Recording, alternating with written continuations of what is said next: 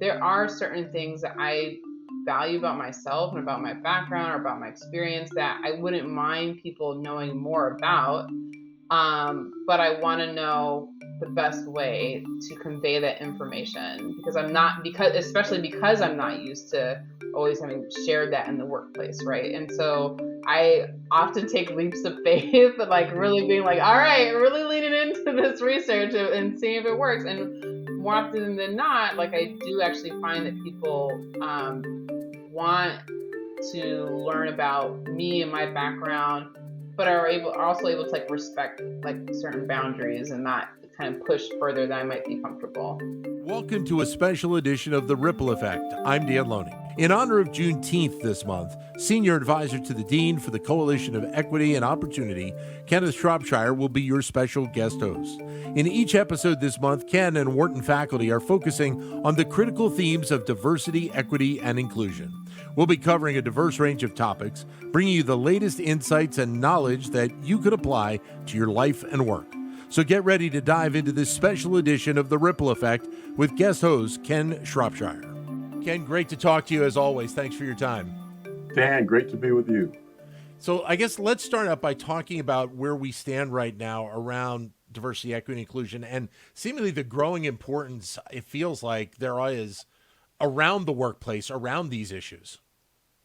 Well, it's interesting. I think we look at the life timeline of DEI. It's certainly a bigger moment than it's been. But if you look at the high point, just post George Floyd, things have declined a little bit. So it's important for us to have this conversation, especially as it relates to the workplace. Well, and I know you have a great guest lined up to discuss this, so I will let you take it over with our special guest. Rachel Arnett, how are you? Doing well. Thanks for having me, Ken. No. Good to have you. Assistant Professor of Management here at the Wharton School. And the work that you've done that we really want to zero in on is how to present yourself in the workplace, which is for an old school guy like me, a very interesting question. I mean, usually we used to just go to work, but now there's this language that's really want to zero in on, and it's conversations about bringing your genuine or whole self to work. What does that mean? And don't trigger me with your answer. Well, first of all, I think you're certainly right that there are generational differences in how much this is even something of interest as a topic, right? But I think increasingly, like you said, people are asking questions along these lines. I would say the whole idea of bringing your whole self to work might be a bigger chunk that I'm breaking off in my research because I'm not sure that even I'm there yet. But what I do try to tackle in my research is if you have something valued about yourself, some aspect of particularly your race, your ethnicity, your nationality that you'd like to bring to work, understanding whether and how you can do that, right? Because the intuition is that it's risky, it's potentially professionally, I don't want to say it's professionally dangerous at times. It can feel like to bring aspects of your identity that can feel stigmatized or stereotyped in some way. And so my research is really trying to unpack as we start to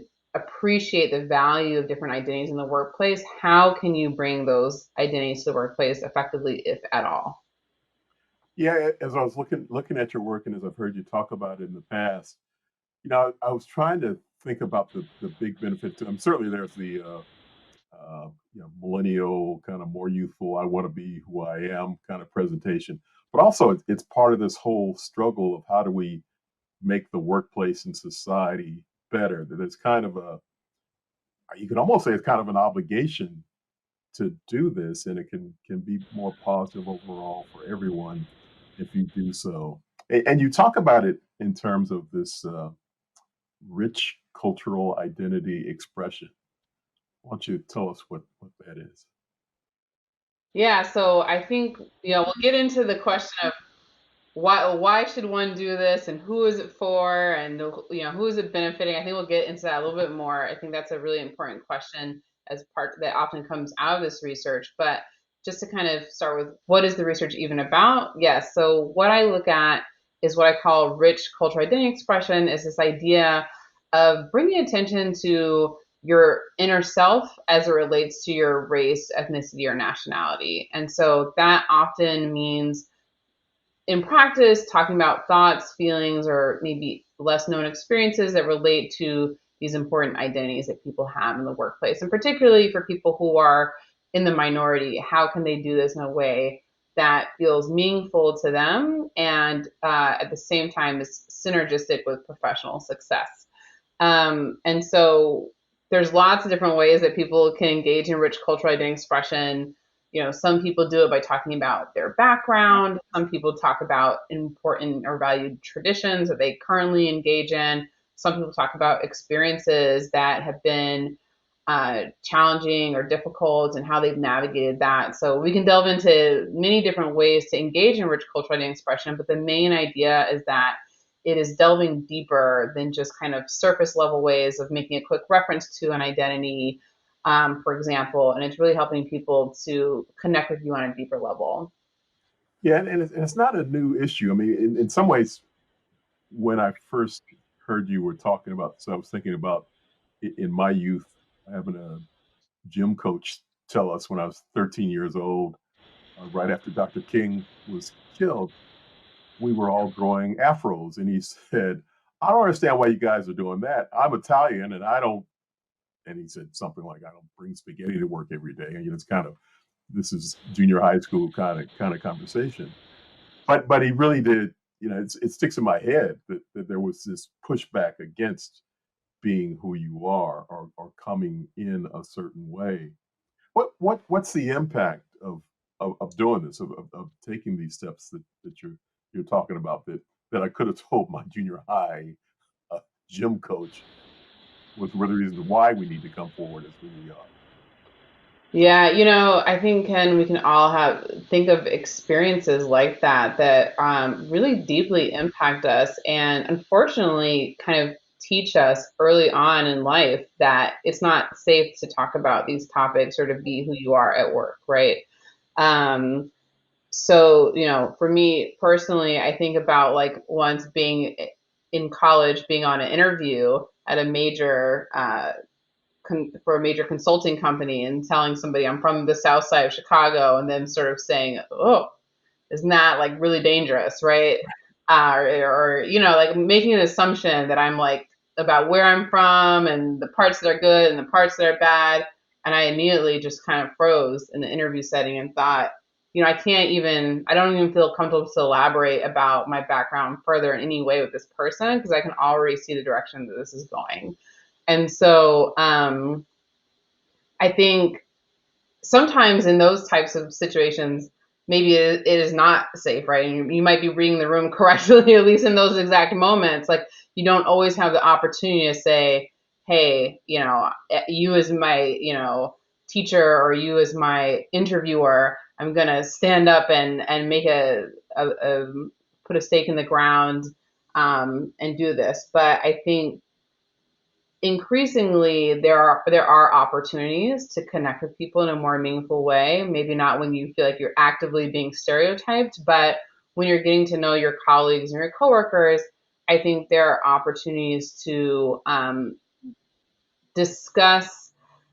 Let's say, for example, like now, I will often proactively tell people about growing up from the South Side of Chicago, navigating predominantly Black and predominantly white neighborhoods based on that experience and how that's really like shaped me as a person and as a scholar.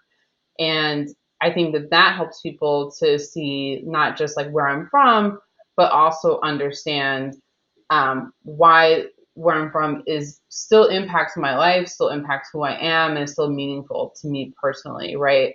I think there's a lot of ways in which even today talking about Black hair, I often think about like Black women in hair, but you're making me see that I need to talk even about Black men in hair more because to your point, like there's a lot of meaning associated with wearing your hair and its like natural texture and not feeling like you have to assimilate by cutting or straightening your hair. And so helping people understand why that's a point of pride to be able to wear your hair natural and things like that, I think helps to debunk certain stereotypes like it's not that people don't like, it's not that Black people don't know what professional hair looks like or is considered to be in American society, but there's value to kind of being able to reshape those norms so that you're not bending over backwards to try to blend in, right?